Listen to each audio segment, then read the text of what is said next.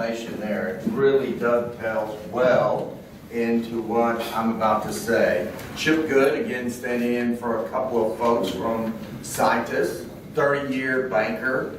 So we all know, as a banker, every real estate deal is better with a little leverage.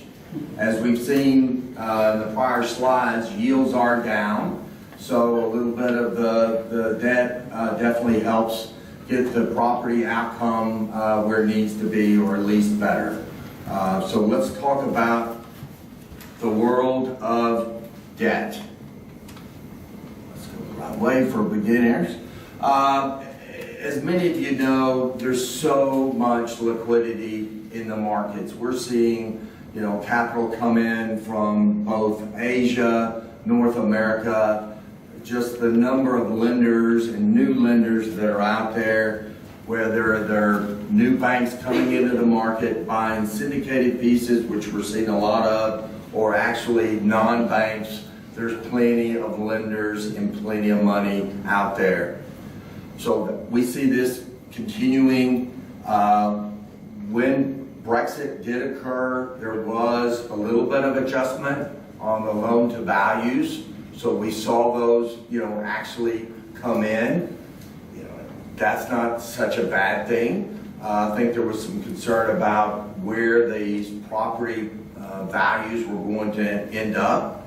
And also, would there be additional trades? So a lot of the lenders were saying, well, is this going to be another Lehman situation, post-Lehman? Is the market going to completely go in a dark room and stop? Well, of course, we've not seen that based on the past slides. So the LTVs have come in, a little bit of the pricing has gone out.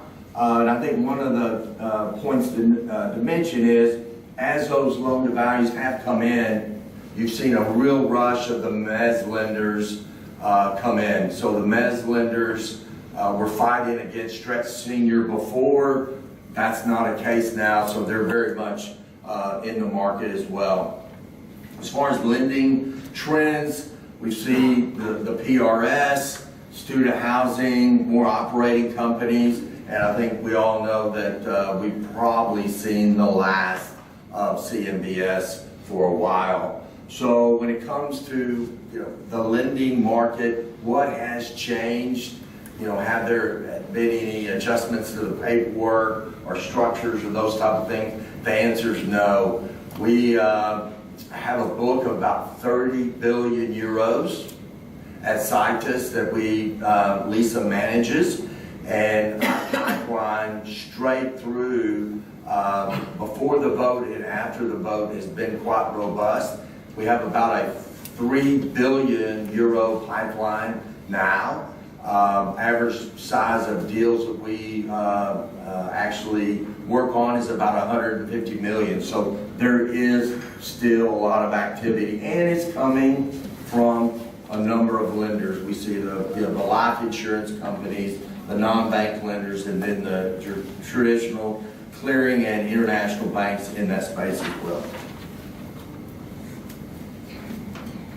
This is a slide, I think, a lot of numbers here, but what I'd like to call your attention to is really the August and September net lending numbers. As you can see, August is fairly slow. Usually, I think with the Brexit, it was even slower. So you had your net lending to property really fall off at 226, but as you can see, when you move over to September, things really picked up. We saw a very large increase of people coming back from the summer break saying, you know what, I have targets to hit. I don't have that much time. I need to get after it. So we really saw everything full steam ahead when it came to September going forward. These are just some of the transactions. I don't want to spend any more time because a number of these transactions have already been talked about. But what I think it does show is, there are transactions, there continue to be transaction, and I've mentioned many times to Stephen, London is London is London. It'll always be a huge market, a great market, and Brexit will cause some delays, and some changes, but I think some of those changes will, maybe not be good for some people, but definitely benefit others. Okay? How's that? Done? That's it. 5 minutes worth. There you go. That's good. Listen, we want to save some room for some questions. So, thanks everyone.